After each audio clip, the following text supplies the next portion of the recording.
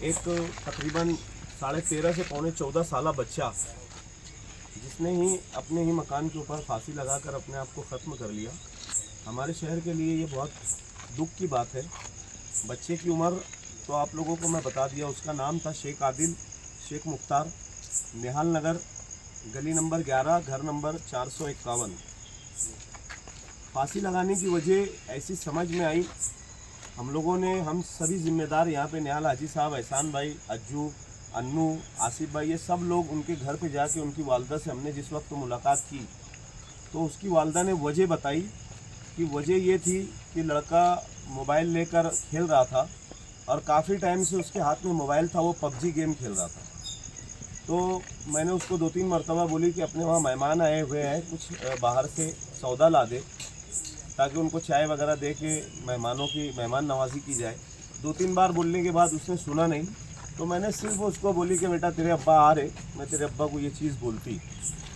बस इतना बोलना कारण था। वो लड़के ने जाकर माँ को मोबाइल वगैरह शायद फेंका और जाकर उसने एक बंद कमरे के अंदर ओढ़नी के ज़रिए अपने आप को फांसी लगाकर ख़त्म कर लिया। ये हम लोग मालेगांव शहर के लोगों को बार बार मैसेज देते हैं कि पिछले 3 महीने से हम लोग बाइट देना, सभी सोशल वर्कर और जो लोग यहाँ पर आके प्रोसीजर करते हैं, कानूनी प्रोसीजर करते हैं, मदद करते हैं, मौनत करते हैं, वो सब लोगों ने बाइट लगाना बंद कर दिया था। लेकिन पिछले 3 दिन पहले मैंने जाफर नगर में एक बंदे ने टेलर की दुकान के ऊपर फांसी लगाया। वो 29वां केस था, ये 30वां केस है।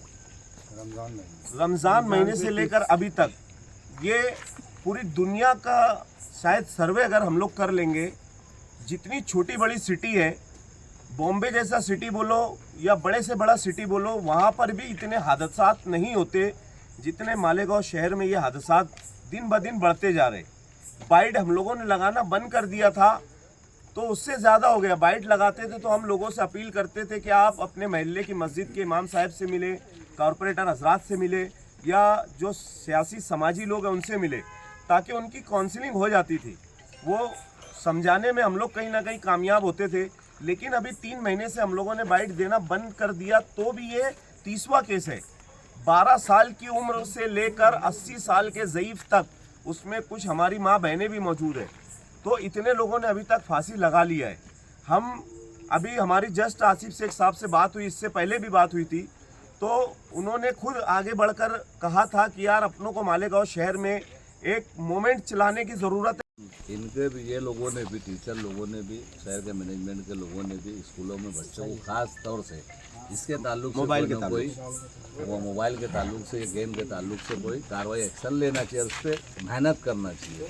हर स्कूल के टीचर और उस्ताद का यानी फ़र्ज भी बनता, हर मैनेजमेंट का भी। एहसान भाई, जब भी हम सवाल करते हैं उलमा कराम को आगे लाने को करते हैं, मगर बहुत सारी मालेगांव शहर में स्कूलें भी चलती है। स्कूल जो टीचर लोग पढ़ाते हैं स्कूल बच्चों को, तो उनको क्या बताना चाहेंगे आप? पहली बात तो ये जो हादसा हुआ है बहुत ही दर्दनाक हादसा है।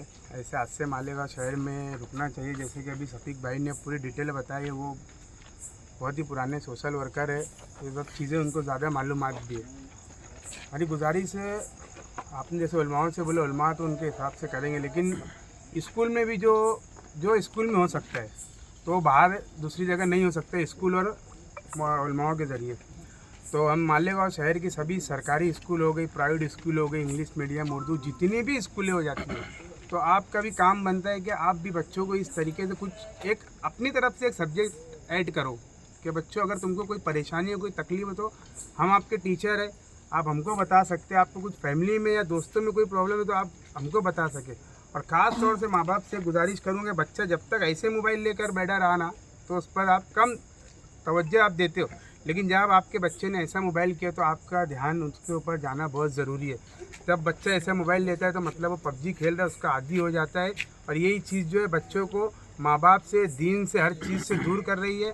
तो पहली बात, जैसे इरफान चाचा ने यहाँ बताया कि स्कूल मैनेजमेंट, जितने भी मालेगांव शहर के स्कूल मैनेजमेंट है, सबसे यही गुजारिश है कि आपके क्लासेस में जो भी बच्चे पढ़ते हैं तो आप एक चीज़ उनको छेड़े। जैसे शफीक भाई ने बताया कि बाइट देना बंद कर देते। बाइट क्यों देते थे कि लोगों में बाइट देख करके और सोचने की वो आती थी कि अरे इसने फांसी लिया तो कुछ ना कुछ वजह होंगी, मैं भी ये कर लूँ। तो ये वजह थी कि बाइट देना बंद हो गया था, लेकिन आज बाइट हालत मजबूरी देना पड़ रही है कि मालेगांव शहर में 3 महीने के अंदर 30 फांसी के केस हो गए हैं। अभी 3 महीना अभी पूरा भी नहीं 3 हुआ महीना है। पूरा भी नहीं हुआ। 1 तारीख सफीक को भाई हुआ और है। हमारी इससे पहले ही बात हुई थी, एक बुजुर्ग ने बीमारी से तंग आकर फांसी ले लिए थे।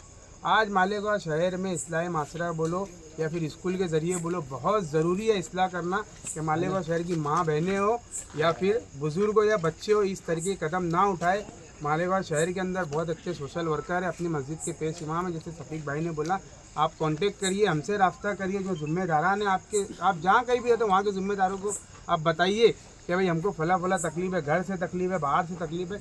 आप ये तकलीफ़ आपकी बताकर इसका हर तकलीफ़ का, हर मसले का हल निकल सकता है। या तो फिर आप नहीं कुछ कर सकते ना, तो अल्लाह से रुजू हो, अल्लाह से मांगो। अल्लाह हर परेशानी को दूर करने वाले। आपसे यही गुजारिश है कि कोई भी कदम उठाने से पहले एक मरतबा अपने और अपने ख़ानदान के बारे में सोचो।